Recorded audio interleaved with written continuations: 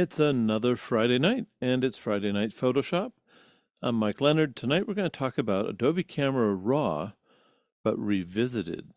Yeah, I'm going to talk about some of the basic stuff that you should know in Raw, but there's a couple of new things I'm going to want to introduce, and I think you're going to like it. So let's get started. First, I'd like to just do a quick review on why we should be shooting in Camera Raw mode. Now, some of you have probably heard me talk about this, but let's say you're going to be making dinner tonight and you're going to go to the grocery store to buy some ingredients, and you come home with a bag of groceries, you start cooking, then you suddenly realize, oh shoot, I forgot something or I'm missing an ingredient. A lot of people can relate to that.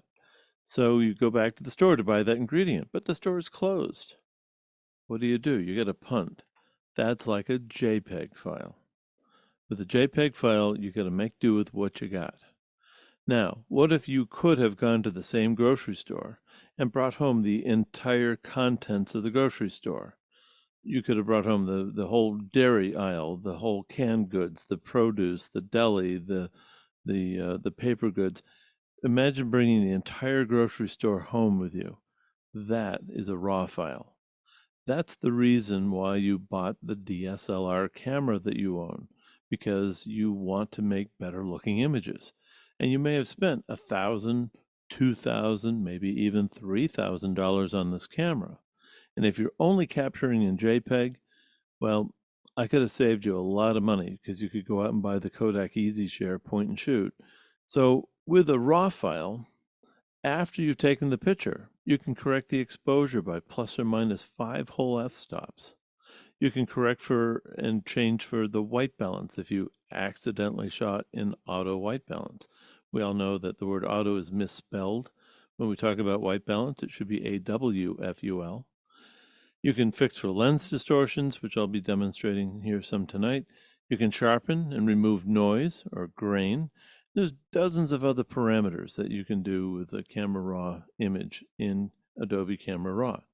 Now, if there's one thing that I hope will stick with you that you'll remember, saving an image as a JPEG file can eliminate as much as 80% of the available image captured by the camera sensor. So you're throwing away up to 80%, you're only keeping 20%.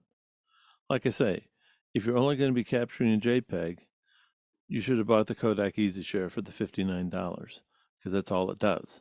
And it does it very well, I might add. The DSLR camera that you have, we absolutely want to be capturing in RAW. And so let's go open some RAW files and see what we can do with it. So here I'm in Adobe Bridge, and I'm going to open this RAW file. A RAW file is really just a matrix file, and that's just a bunch of data that your camera collects and is saving to the memory card. That's what a RAW file is. So we have to be able to decode that RAW file, and this is what this dialog box is all about. This is Adobe Camera Raw. When you click on a RAW file, which could be from Nikon, which is an NEF file, Sony, I think, was AWR. They take the word RAW and kind of move the letters around. Canon's going to be a CR2 or CR3, depending upon the newer cameras. There's a bunch of different RAW type files out there, and Adobe does really well to be able to open these all up. So here is the RAW file, just straight up, straight out of the camera. When we look at this screen, it might look a little confusing. You see all these settings over here. You might say, oh my gosh, I'm going to go back and just shoot JPEG and I don't have to have nightmares about this. But seriously, this is pretty simple. If we think of it as gravity, we're going to start at the top and work our way all the way down. And we've got some settings over here that I'm going to go into a little bit later. But just for now, for doing basic Camera Raw adjustments, we're going to start here at the top. For edit, sometimes I'll just hit auto just to see where it takes me. Ooh, and I like that already. Look at that, it brought those clouds in. Because you see, it was a little blown out. So I can bring those clouds in. Now, we've got this profile. I usually keep mine on camera standard, but we could experiment with some of these. Here's like Adobe Landscape. Oh, that made it a little bit punchier. I kind of like that, actually. If I had Adobe Standard, not as punchy. There's even some black and white modes. If you wanted to tip things to black and white, that's not a bad way to do it. I do think there's better ways to do it, but that works pretty good. So I'm going to go back to this Adobe landscape because I kind of like the way that looked. I've got white balance, basically as shot. This is why I like to set the white balance in the camera. It only takes less than 8 seconds to do. It's really quick. And the reason why is because I don't have to touch this. But look at what I can do if I click on this. Do any of these look familiar? Yeah, if you look at your white balance setting in your camera, you've got that auto, which again I say they misspell, daylight, cloudy, shade, tungsten, fluorescent, and flash. And then there's custom. So I like to keep it as shot because I took the 8 seconds to set the white balance this morning when I shot this on that whatever day this was, and I don't have to worry about it. And if I shot 100 images, I don't have to go in here and click this 100 times. That's the other reason why it makes sense to spend the 8 seconds before you go out and shoot and set your white balance, even though we can change it. But it's just one less button to click.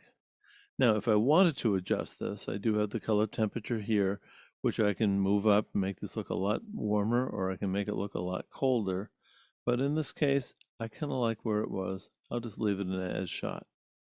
Next, I've got exposure. Well, as you might imagine, remember how I said we got plus or minus 5 whole f-stops? Well, there's the -5. Here's the +5. Yeah, I've got quite a range here. If this was just a JPEG file, I wouldn't have that range. So this is really nice that I can pull this down and still retain some detail in those clouds. Contrast, as you might imagine, makes it more contrasty, less contrasty. By the way, if you double click on any one of these, it brings it right back to the default value. Highlights affects just the brightest part of the picture. You'll notice you don't see clouds in the sky now, but if I bring the highlights down, we can see the detail in the clouds out here. That's really nice. Shadows is for the darker areas. And you see that's just affecting just the pilings. Whites, that's just the extreme white part of the picture. Blacks, that's the extreme darkest part of the picture.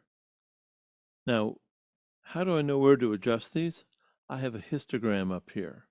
And what this is showing me is on this side is the dark side, and on this side over here, this is the brighter side. We have these little controls that we can tap here to turn on, and what these do is provide a warning such that if we're too bright, you'll see this red creeping in. And what that means is that we're doing some clipping, which is not a good thing. Whenever we clip, that means we're losing detail. And look at in the shadows. If I go down too dark, you see that blue. Anywhere there's blue means it's just beyond black. We're not getting any detail in there at all. So it might be worth your while to have these clipping indicators turned on, but sometimes they can be annoying. So I shut them off because I look at this histogram. By the way, if you look up here as I move my cursor around, you see these panels that kind of light up? If I just come here and click and hold in the histogram, I can affect just the tonality in that area just by moving my mouse back and forth. It's like a scrubby, right? And that's actually moving the highlights. If I come down here to this one and click and hold, well, this is actually moving the shadows. So I can do these adjustments just by putting my cursor right up here directly on the histogram, and it will affect that tonality of the image, knowing that to the left is the darker areas of the scene, to the right are the brighter areas in the scene. Now let's skip on down here to texture. This is going to bring in more detail, but think of it this way. This isn't going to do the real fine detail. This is going to bring out the detail on larger things. If you had a wall with bricks, and then if you had a wall with cinder blocks, well, this texture would be good to show the detail on the cinder blocks because they're bigger blocks. If you wanted to make the bricks sharper, well, there's a whole nother place down here to do that, and that's under detail. So you might use both. By the way, if you take texture and go to a minus figure, it can soften the image. And that can be really good for faces, by the way. in this case, I don't mind having a little bit of grunge or having a little bit of detail in there, and I like that. Clarity at one point was called punch in the earlier days of Photoshop. And if I bring this up, does that picture now look like it has a little more punch than that? Yeah. This is just changing the contrast in the midtones, and this can make an image look a little more punchy. Now, this can be really good if you're shooting flowers. You might want to bring this down to a minus value, and because you don't want flowers to be punchy, and this is just going to make it look kind of soft. This can be like a dreamy look. If I go all the way back, you see how that looks kind of dreamy? Well, that might be a good thing for a greeting card. But in this case, I'm happy with the clarity being right where it is. Dehaze is really great for skies. Watch what happens when I bring this out. See, it really brought out more detail in the sky. And if I go in the opposite direction, it's like it's adding a fog to this. It's adding haze. So this is a really great control. By the way, dehaze is great if you're ever editing images of fireworks and it's kind of smoky. You can cut right through the smoke and get a really nice, really nice result. Now we're going to come down to vibrance and saturation. Vibrance is going to increase the saturation or the colors in those muted colors. So pastels. So if we look at this, we've got some pretty bright greens in here, but then we've got some colors that are just kind of muted, like the sand and that. Well, watch what happens if I bring this up. See, that gets a little punchy, and the sky does too. Now, if I bring up saturation, it's going to bring everything up. Now, maybe you want that, but what I like about this is the vibrance will protect flesh tone. So if you're ever shooting a group of people and maybe they've got some colorful jackets on, like a group of skiers or some athletes that are wearing a uniform, well, if you bump up the vibrance, you can make their uniforms a little more punchy and make them look really nice. Not at the expense, however, of having their flesh tone look really a little too saturated. Now, if you do saturation, what I'll sometimes do is I'll bring the saturation down just a little bit and I'll bring the vibrance up. And that can give you a nice look as well. By the way, at any time, I can come down here to this little toggle and we can see where we started. And that's where we're ending. Now, I just kind of gave away something there because in the starting point, I happen to have a lens correction applied, and that's down here under optics. We'll get there in a moment. So that's this first basic. Now, you might look at this and say, oh my gosh, we just did basic. There's still 1, 2, 3, 4, 5, 6, 7, 8 more to go. Well, don't get too concerned because some of these, there's only like one function we'll use here, maybe one function here. So let's just move on down. Curve, I rarely use this if I'm going to be editing photos where I might need to adjust the highlights maybe, or if I need to work with just the shadows. Quite frankly, I can do a lot of that on the page before, but I don't do a whole lot with curves, but they are there. And you can go ahead and experiment with them. You can also do it by the color. So for instance, here's the red channel. And if I wanted to adjust just the red channel, I think I could probably make the dark areas look a little more red. Yep. Or I can make the whiter areas look a little more the opposite of red, unless I move it this way.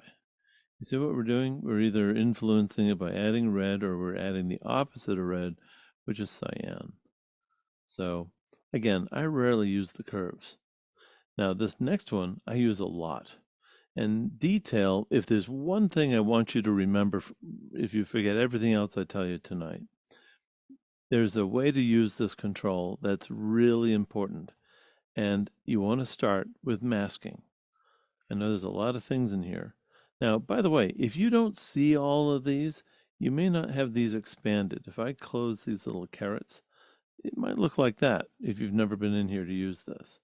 All you have to do is click on these little carets on the side, and you see how that opens up all the menus? So here's what I want you to think about. This masking control is kind of like the equator on the Earth, and we've got all these controls that are to the north of it, And we got all these controls that are to the south of it. If I did this, I would make masking its own little bar here, and I would separate it from everything else, because this is perhaps the key to making this whole tool work. Yet they kind of hide it in here. So here's what you have to do. You push and hold the Alt key on your keyboard, okay? And when I click and hold my mouse, left click on masking, the whole screen goes white. Now that's okay. Now, just like a scrubby, if I move my mouse to the right, look at what's happening. And if I go all the way over, see what's this happened? Now here's what I want you to think about. Everything white in this scene will get the effect of the controls to the north of this. Everything black in the scene will be affected by the controls to the south of this. So, what's to the north? Sharpening, detail, radius. These are all things that technically add noise to the image, because anytime you sharpen an image, you're actually adding noise to make it look like it's sharp. And for noise reduction, everything below, you're blurring the image so that you're getting rid of the noise and the grain.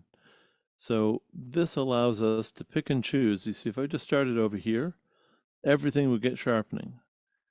If I went all the way over here, everything would get the noise reduction. But we need to find some happy medium. And I noticed that the sand certainly looks sandy there, and that's what sand should be like. But if I look at the sky, if I come over here, at some point, the sky's a little bit, the clouds look a little bit grainy. If you look at, especially up in the upper right there. So if I move this over just to kind of fill some of that, and I want to go over, maybe I'll go to about here. All right, so I'm liking where I'm at right there. Imagine everything black getting some, maybe I'll go a little more. Everything black getting the noise reduction, everything white getting more sharpening. Okay, I'm going to take my fingers off these two buttons because it does get a little tiring. Okay, so now that we've got this set to where we want it, now I can take the noise reduction and move this up. And this is not going to affect any of those areas that were white, so I'm going to retain the sharpness. Likewise, I can take the detail and bring this up and bring up the sharpening pretty high, and the radius even. Don't go by these numbers necessarily. And what this is going to do is it's going to make this look a whole lot sharper. Now, if I zoom in and go in if I go into here, now you notice, by the way, there's a huge amount of chromatic aberration in this image. I'll show you how to take care of that in just a moment. So if we take this detail up and down, you'll see here it's down, here it's up. I'm just sharpening just those selected areas. Now, if we look at the sky, and if I were to take this masking and bring it all the way down, I think you'll see the sky just got kind of grainy. Maybe you can see some of the grain that's in there. But because I have this masking up, what that's doing is it's making this receive the benefit of the noise reduction. And I'll do a little color noise reduction as well, and that's going to help that. Now, I've just cleaned up this image quite a bit using the detail. And if I turn this on and off, if I click on this, that's the way it looks without, and that's the way it looks with. Let's zoom in here just a little bit more so you can see this just a little better. And let me go over here. All right. And what I need to do is get back to that tool and click on this little eyeball. Click and hold. See, that even looks a little soft, looks a little blurry. And then I take this off and it looks a little sharper. Okay, so I've just gone through all the detail that I needed to do. And that's done a really nice job. By the way, I know I've got a little bit of lint on my sensor, and I'll deal with that in a moment. The next one down is Color Mixer. I use this a lot when I'm restoring images because here you can go and grab just a specific color. For instance, if I wanted the blues to be a little less, well, I can remove the blues, or I can increase the blues. Maybe I'd like the greens just to be a little less green or perhaps a little more green. I can take the luminance of these. Maybe I want that blue that's out there to be a darker blue, or maybe I'd like it to be a lighter blue. So this gives me some flexibility. And this is really great if you're ever restoring photos and some colors have changed or faded. You can go in and do some really nice things under Color Mixer. Color grading comes from the television and movie industry, actually. I don't use that a whole lot, believe it or not, but you're certainly welcome to try these. This is for the shadows, the midtones, and the highlights. So if I wanted this to be a little bit warmer, well, maybe I would just lean this over toward the yellow area, maybe like right about there. And then this is going to affect to what degree am I adding that color or deducting that color. And the more you go to the edge, the more the effect, the more into the center, the less the effect. And of course, if you go in the opposite direction, well, that's when you get the opposite colors. So you see a lot of things like that, I think, on Instagram, where they will make something look old or they will color cast something. I'm not a big fan of that, but you can do it independently for just the dark areas, the bright areas, or for the mid-range. For what I'm looking to do, I'm just going to leave that alone. Now, optics is a really important one. And you notice I shot this with a 15 millimeter fisheye lens. Adobe Camera Raw recognizes that lens, and it knows how to correct for what's typically known as barrel distortion. And watch what happens if I turn on the lens profile. It straightens everything out. Now, I can come in here and dictate, well, by how much of this do I want this to be straightened out? All the way into the opposite direction. This is a wonderful adjustment such that maybe you want that fisheye effect and maybe you like that. Well, I'll just leave it there and that's fine. But this is great for straightening out geometrically any imperfections that certain optics have. And by the way, if you look at this lens profile, well, look at all the different camera makes and models that are out there, including, I might add, telephones. And so when you open up a RAW file, Adobe Camera Raw recognizes the camera, the lens that was used, and the profile for the camera that was used. That's all metadata that's contained in that RAW file. Remember, you're bringing home the entire grocery store, not just one bag of groceries when you capture in RAW versus JPEG. JPEG, you don't have this ability. You can get close, but it's not there. Now here's the other one that I think is worth its weight in gold. Chromatic aberration. Here's what I want you to do. Take a look at these pilings over here, specifically this one. Can you see how this has got this fringe where the magenta, red magenta, is on one side and then green is on the other? Well, watch what happens when I say remove chromatic aberration. That did a really good job to mitigate that because it knows this lens, it knows the coefficient of this lens, and it knows that when the light comes through this lens, it gets bent severely because it's a fisheye lens, and it doesn't land squarely on the sensor. It kind of skews over a little bit.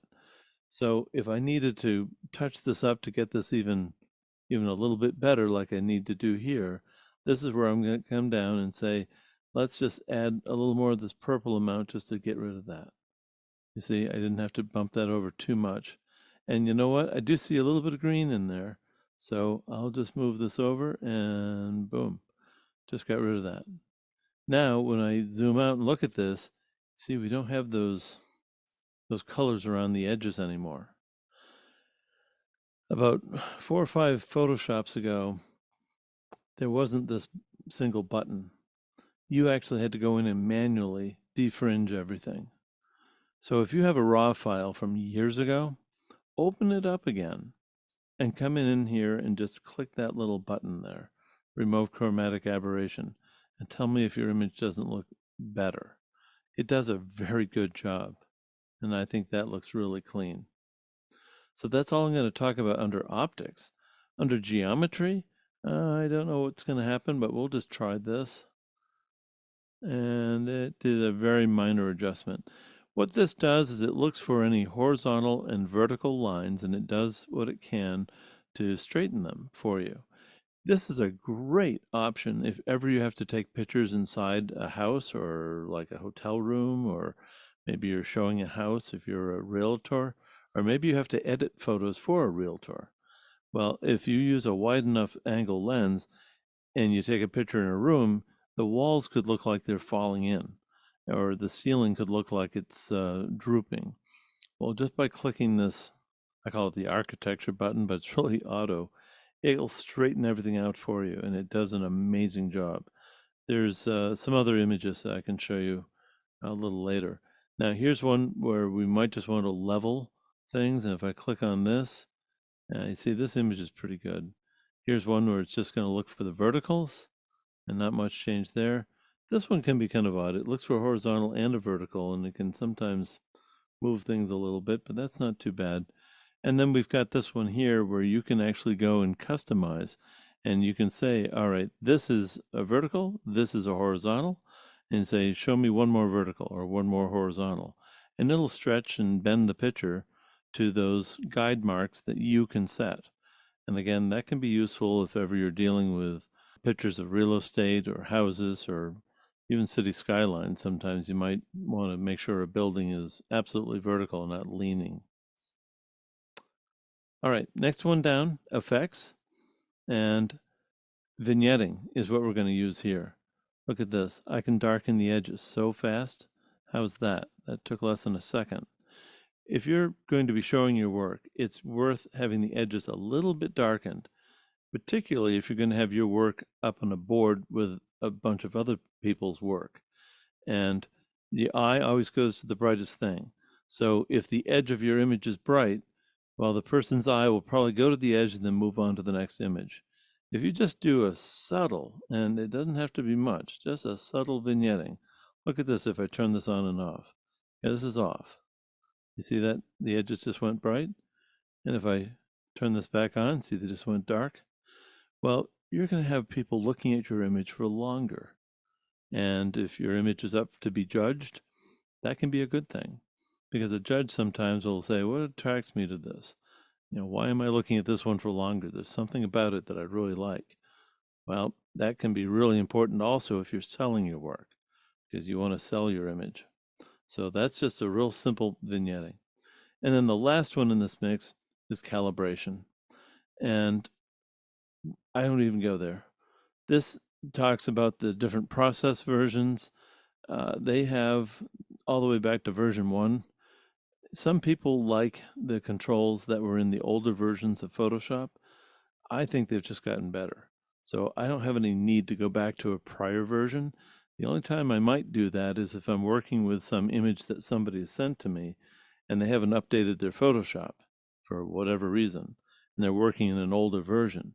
Well, I might have to go to that older engine and help them edit this image and send it back to them, because if you edit these images in this current version and send it to somebody who has an older version, it may not open, because Photoshop's added so many new things in this that the old version may not be compatible anymore.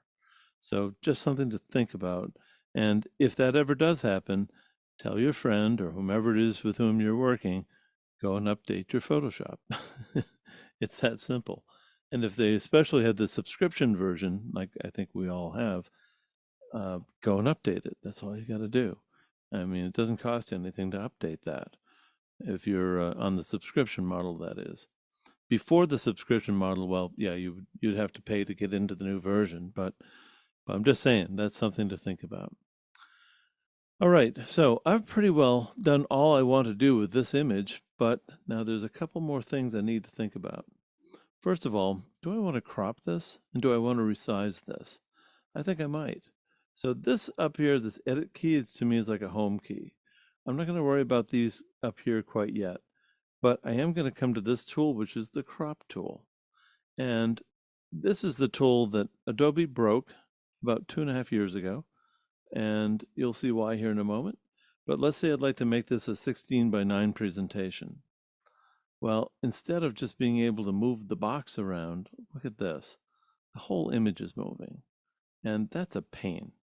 It's kind of like writing your name by holding the pencil still and having to move the paper under it.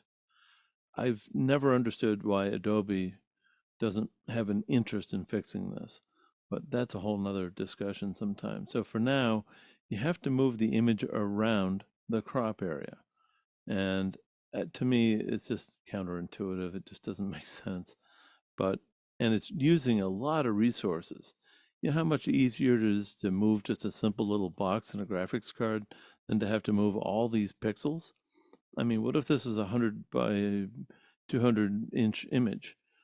You're moving a lot of stuff around just to try and do the crop, and it just doesn't make sense. All right, so there I've got it just where I want it. And if I just double click, this will commit to that aspect ratio. Yeah, not inches, but aspect ratio. We'll talk about inches here in just a moment. This next one down can be really important to us. This is the healing brush, and this might be useful for this area right here. See, if I just go and wipe over this, then I'm going to get rid of that little bit of dust that was on the sensor. And with that sensor dust gone now, the nice thing is if I had that dust in the same location in a number of images, there's a way that I can actually take that and apply it to all the other images. We can also use this visualize spots. And what this is going to do is this kind of looks like that image that we had before. But if I have any more sensor dust spots in here, this is going to show it to me. And I can go in and touch those up. But this one looks pretty clean. So I'm just going to leave it alone. All right. So I'm going to come out of this, click this little, I call this my home key up here. It's the edit key. It's the best way to get out of anything that you might be in. I'm going to come back to this one. This is for if you have red eye, and it'll get rid of it. It does it really nice. You just draw a box over each red eye, and it just takes care of it for you. It's really rather amazing. And then we've got snapshots, and we've got some presets that we can use. And all a snapshot is all the things that I've just done to this image. I can go and save all of that if I want to, and then I can apply it to another image. So what I could say here is I've cropped this to a 16 by 9. So maybe I'll create a snapshot here, and if I click on this little icon, see it's already given me the date and time, but maybe what I'll do is I'll just call this 16x9, and I'll say OK. Now if I go back to the crop tool, and maybe I choose a different size crop, maybe I'll do like a 4:5. That's for an 8 by 10. And this will be a whole different looking image because maybe I don't want those on the edge. And let's say if I wanted that to be just like that to make an 8 by 10, now what I can do is come back over here to these snapshots and create a new snapshot. I'll write this as 8x10. I could give it some other name if I wanted to, but just for the sake of keeping this simple for tonight, and I'll say OK. Now look at this. If I click on that 16 by 9, there's the composition that I started with. If I click on 8 by 10, there's the 8 by 10 composition. So if you're ever working with a client and you say, well, do you want to make an 8 by 10 or do you want the 16 by 9 for TV? And if they look at you and say, well, I don't know. Well, because you know what'll happen. You're going to make it for TV, and then they're going to say, well, I think I'd like to have that in an 8 by 10.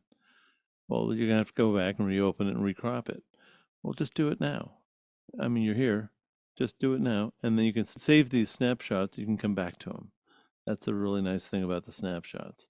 I know I'm going through this pretty fast because I went into a lot more detail when I first did this talk about Adobe Camera Raw. Now, I am going to go back to this one here. And I'm going to be showing you some more things that we can do with this. And this is masking. I'm going to demonstrate how the linear gradient works. And I'm going to click on this, and immediately this brings up our editing tool, and it gives us a mask.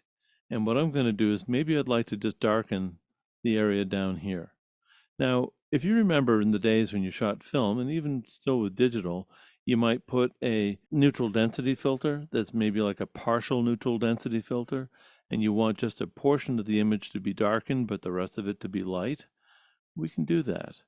When I click and hold and draw this up, you see what I'm doing? Everything, I just let go. Where this is red and beyond, this will get 100% of the adjustments that I make. At about this point, it's going to be 50%, and at this point and on, it'll be 0. So this is a gradient. Now watch what happens when I come over here and adjust just the exposure. See, I can darken just the lower area to whatever I want. And if I go beyond where I want, you'll notice that nothing is happening above that white dot. So if I want to, I could just darken just that bottom area just like that. Now, if I did want to extend this up, all I have to do is click on this and drag this up a little bit. And now this is going to get the benefit of the darkening, but at this point, maybe only 10%. The middle, naturally 50%. And down here, 100%. And anything beyond this, 100%. So that is how we can use this mask tool. And oh, by the way, I can add colors to this. If I wanted to, I could warm that up just a little bit. Look at that, because that was all in the shade down there. And I wouldn't want to add that warmth to the sky necessarily. Now, I can do any number of masks. I could do one up here in the corner. I could do one up here. You know, I could do one to still lighten this area up here, and maybe we'll try that. So I'm going to click on Create a New Mask. And in this case, I'm just going to do could do a brush. Yeah, why don't I do a brush? I'll do a brush. And I'm going to create a new mask. Now, by the way, the bracket keys that are next to the letter P on the keyboard make the brush either bigger or smaller. And you notice I've got 2 circles here on this brush. Well, everything on the inside is going to be 100%. Everything that goes out to that second outer ring or circle, that's going to taper off. And anything outside of that won't be affected at all. But of course, in this case, I'm going to be moving this around. So I'm going to just wipe over this area right in here. And maybe I'll grab this area over here. And I don't want to go too much up here. All right. So I've just wiped over this area. Now I can take just the shadowed areas and bring them up. See, brighter or darker? I'm affecting just the shadowed areas. And by the way, I can take the highlights and bring them down if I wanted. There's not a whole lot of highlights in there though. So I could lighten that just a little bit, just like that. So maybe I'm content with this image just the way it is. So I'm going to hit this edit button to come out of everything. And now I'm going to come down here and toggle this to the default. If I click on this, okay, there's before, but that's with the total lens correction, right? And then here's where we're ending. I think that looks a little nicer. We've brought out a lot more detail. You see, when you bring home the entire grocery store, you can do so much more when you start cooking because you got everything in there. Whereas if you just have that one bag of groceries, that's why you shoot in RAW mode with a DSLR. All right, the last thing we need to do is to size this. How big is this? Well, we can't really pull out a ruler and measure our screen. That won't work. There's this little hyperlink down here in the bottom that a lot of people forget or they miss. If we click on this, this brings up some vital information. First of all, what color space do we want to work in? Remember last week we were talking about having to set color space based upon the need? Maybe Adobe RGB, if that's what your color space is for your system, if you've got your screen calibrated and your printer calibrated to that. Or if you're just going to be sending something out to Walmart or Walgreens, you want the sRGB. So I'll just go with sRGB for now. Image sizing. Now remember, this is a 16 by 9. So we have some choices here. The ones that I mostly use are the short side and the long side. So on the long side, I'm going to make this 1920. And the short side becomes 1080. What's 1920 by 1080? That's high def TV, isn't it? You've heard of the 1080p or 1080i TV sets? That's the number of pixels from the top of the screen to the bottom of the screen. And from left to right, it's 1920. So here I've just sized this for television. Now, if I wanted to size this for something else, I would have to change this unit to inches, and then I could say, if I made this 16 inches wide on the long side, well, the short side's going to be 9 inches, because remember the aspect ratio is 16 by 9. Just like if I made this 8, well, what's half of 9? 4.5. See, it does the math for you. I know that's really small in here, but this is where you can dictate how big this image is going to be. Now, in this case, I really do want pixels, and again, I'm going to go 1920 because that's what the width is of high def TV. I'm not going to do any sharpening. I've already done that. And I'm not opening it as a smart object. That's a whole nother discussion for another night. And I am going to save this as an 8-bit image. You could do 16, but that's not going to mean much. 8 is what the world wants for the most part. If you're doing some critical work, chances are you're not going to be saving it in something this size anyway. All right, so I say okay to that.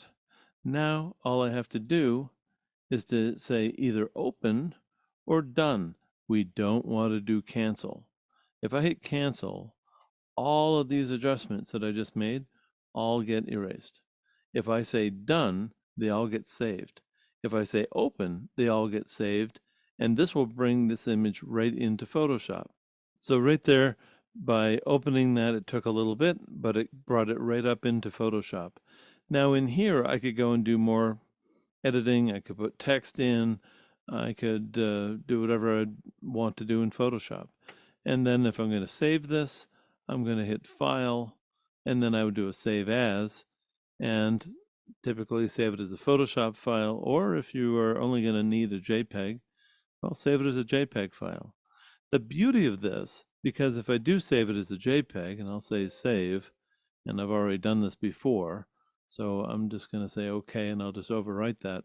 But the nice thing about this is now I can close this, and when I come back to Bridge, here is this file that I've just edited, and you'll notice that we've got a couple of new icons in here. One is this little crop tool, and then there's this other little one up here that says, hey, this has been edited. Now, not all of these have that. For instance, this one doesn't have the crop, nor does this one, but this one has been edited. This one's been cropped and edited. This one's been cropped and edited. This one has just been edited. The point is you can tell if there's been editing done to an image or not. And that is a real quick primer on Adobe Camera Raw. So the next thing I'd like to show you are just some new functions that have recently been put into Adobe Camera Raw. Now, here's an image that I shot the other day after the first snowfall. And I'll just quickly process this. I'll hit auto to see where that takes me, and that helps a little bit. But to me, this white looks a little bit too bright. So I'll come over here to basic, and maybe I'll take these highlights and just bring them down. Look at that. I'm getting a little more detail in that snow. And the shadows are kind of making that look a little muddy, but that's okay. And I could bring up the texture just to sharpen that up, and maybe the dehaze to bring out some of the blue sky, which I think is nice. But the only thing is that made this area a little darker. That's okay. Now, I am going to come to optics, and that's all turned on for me, so that's good. And then I'm going to come to geometry, and I'm just going to click this auto and see what this does for me. I kind of like that. That seemed to straighten things out. What if I did this one? See, we can try these different projections. And then I'll do this one. I almost like that one. I think I like that one because that makes it look like I'm looking more square at it. as opposed to how I started, which was over here. So I'm going to go with this one. I like that. And I'm also going to crop this. So I'm going to take this crop tool, and I think I would like to do a 16:9 crop. Now I don't want the flag to be cut off, so I'll move this down just like that. And now I'd like to make sure that this building is straight. So if I click on this little straighten tool, I can bring out this little ruler and click on one side and drag the line over to the other side, then let go, and it's going to rotate that if it needs to be, and in this case it doesn't, to make that be level.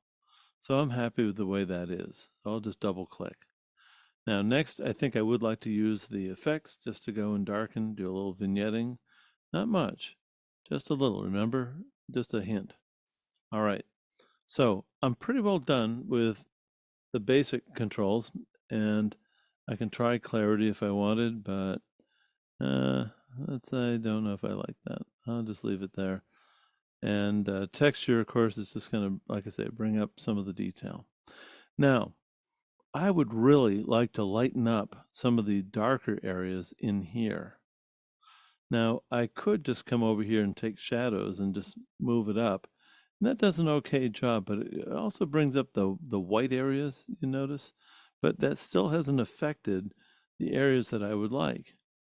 Wouldn't it be nice if there was some tool where I could just say, okay, just this luminance value of this shade, of this tonality, wouldn't it be nice if I could just click and say, let's make just that shade brighter? Well, we can do that. If we come up here and click on this little masking tool, now we're going to come down here to range. And I'm going to choose luminance range. Maybe you've heard of luminance masking. Well, this is pretty cool. Watch what we can do here. Now, as I move my cursor over, you'll see it becomes the little eyedropper. So I want to sample this area in here. So I'm going to just click here and look at what it's just done.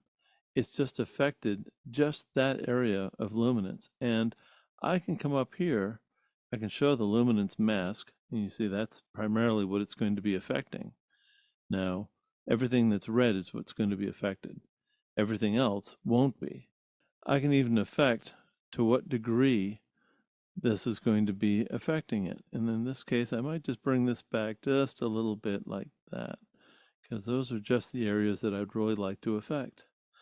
Now I'm going to come in here and take the shadows, and look at this.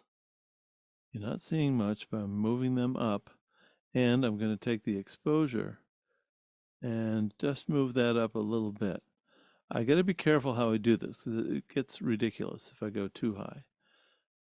But again, I'll double click to start where it was. I'm going to shut off this luminance mask, but I'm going to just bring this up just a little bit. There we go. Now, if we do a before and after, here's where we started. See, that was even with the it being crooked. And look at where I'm ending. This luminance masking can be so powerful because otherwise I'd have to be going in here, making a mask and going around every little bit in here. This is just taking that one shade of tonality and saying, all right, this is what we want to work on. Now, by the way, I can draw a box. Look at this. If I just draw a box, it'll take the average of what's in that box. And now this will allow me to affect just that shade. And right there, I think I like what I've got. And I may just bring up a little more saturation. And because that was in the shade, I'm going to warm that up a little bit. Just a little bit. There we go. Now, I'm going to come out of this just by clicking on my edit key. And now I can go and do everything else I might want to do with this image normally. And I can resize it down here. I can bring this into Photoshop. I can open this, or I can just say done, and it's going to remember everything that I just did. Let's do that one more time, shall we? And again, this is right after the fresh snowfall, and this is a pretty high contrast image. So I'll do the usuals. I like to hit auto just to see, is that going to do anything for me? Well, if anything, that made the darks a little darker. So I don't know if I like that, but we'll start there anyway. So the first thing I'm going to do here is to add just a little bit of warmth by adjusting the color temperature, because I got a lot of shadow scenes here, but that's okay. It's a little blue, and shadows are blue. And maybe I'll bring up the texture, and I don't know that dehaze is going to do much for me other than darken the darks. And clarity, I'm okay with that. I'll make it punch a little bit more, and I can bring up vibrance just a little bit, but that's going to make it more blue. But in this case, I got some really dark areas in here. And wouldn't it be nice if I could just lighten those dark areas?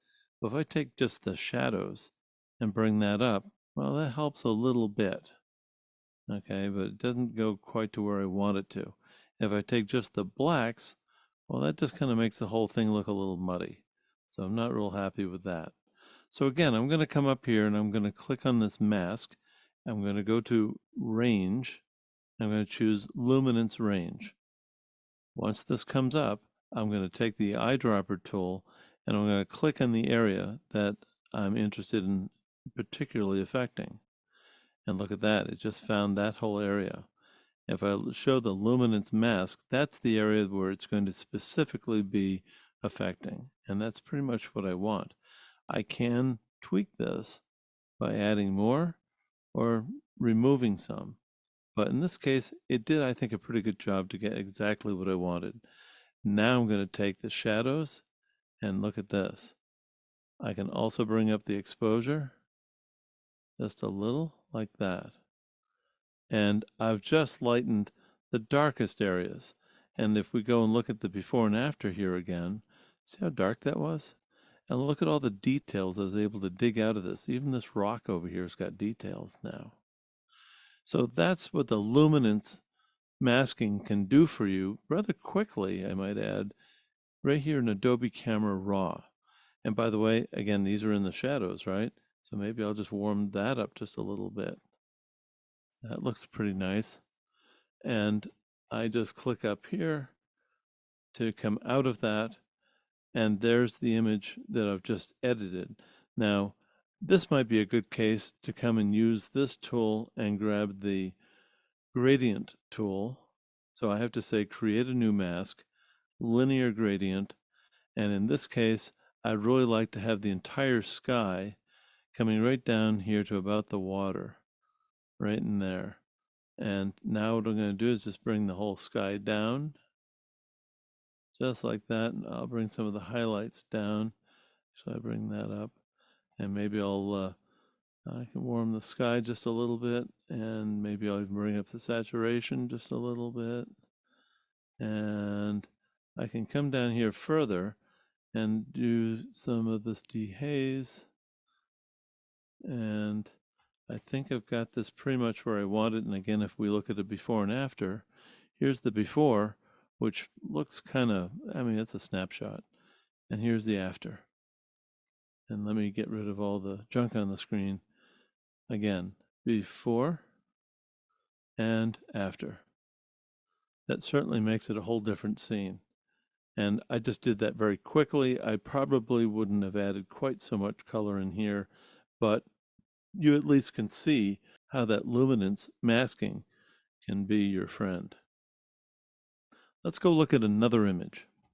Okay, this is my friend Alyssa, and she agreed to pose for me, and I appreciate her letting me use her image for tonight.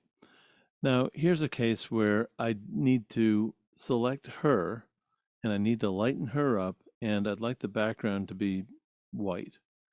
And so there's a new tool. Well, it's not that new, but let's first of all see what this does. I'm going to hit auto. Well, that helped, but it's almost a little bit too hot. So I'll bring this down just a little bit. That's not too bad right there. Next thing I'd like to do, though, is I'd really like to cut her out, and I need to make the background just neutral, just white. Now, first of all, I am going to remove the saturation to make her flesh tone look a little better. Just like that. Now, Watch this. When I come up here and click on this masking tool, I can tell it to select the subject, and I'll do that.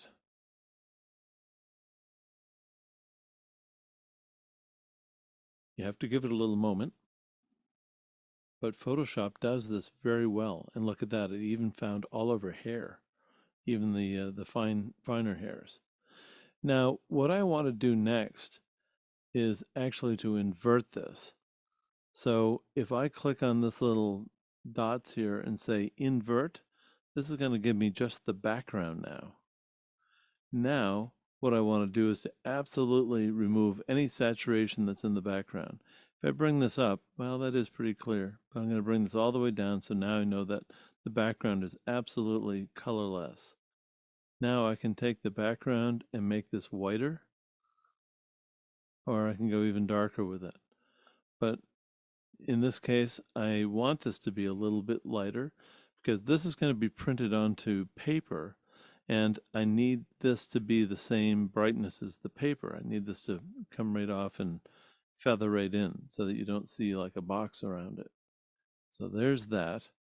And I'm just going to come out of this, and now I am going to lighten her up just a little bit with the shadows and the blacks, but I don't have to do too much. Just like that.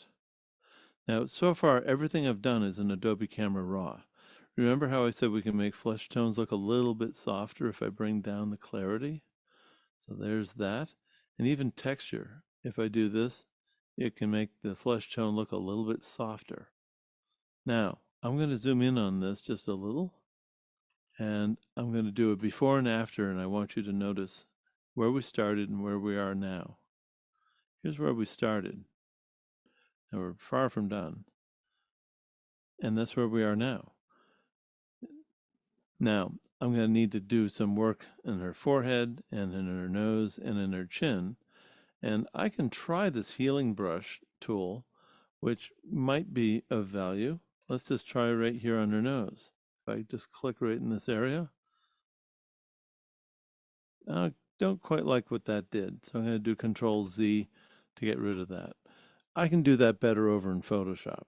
Not everything is perfect here, but that's where we're going with this, with things that we can do in Adobe Camera Raw. There are some really nice tools that you can do a lot of refining of your image right here before you get into the full-blown Photoshop. Now there's one more thing I'd like to try. And we're trying this for the first time together, folks. If I say create a new mask, there's this one. Let's try this. If I say yes, yes, this is what I wanted. Now, by choosing that person, I can come in here and say I want to work on just the face skin, the body skin, just the eyebrows, just the eye sclera, the white iris and the pupils, just the lips, there are no teeth, and the hair. So let's go to her eyes. And if I say create, now I can take just her eyes, I can lighten them. I'm not going to go much, just subtle, just like that. Now I should be able to say create a new mask and select people again. And in this case, I just want to do the iris and the pupil, and I'll say create.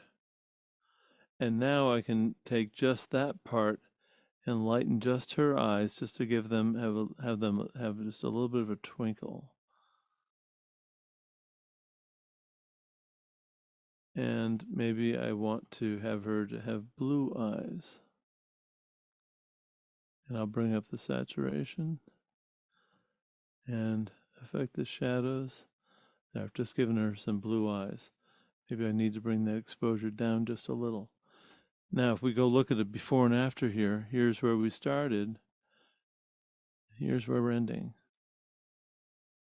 And I'm going to come back to this And maybe I'll make this in inches, 6 inches on the long side. I'll say okay. And look at that.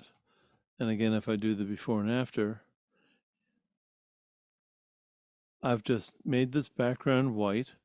I've lightened her up, and I've just made her eyes twinkle a little more to make them look nice. So there's my friend that I've just tweaked, all in Adobe Camera Raw. And this is now ready to bring into Photoshop to do a little more refining to her, some of the hot spots on her face and on her nose. But I'll just say done to this, and you'll see that that's corrected there. And you see I didn't do any cropping, but there is the little sidecar file that tells me that I that I did some editing to this.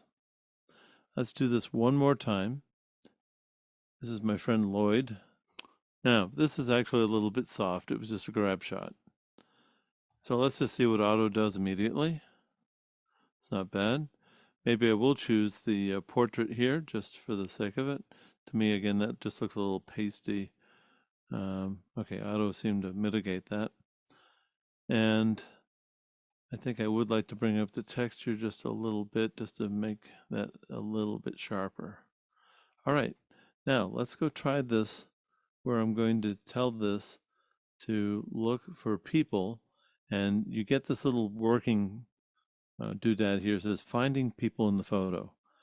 Well, I can find the people a whole lot faster than it can, but hey, it found it. So if I click on this person, and if there's more than one person there, by the way, it'll show you person 1, person 2, and then you can click on the one, or you can click on both, by the way.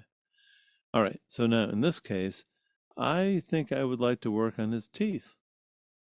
And I will look for his teeth right here. And I'm just going to say create.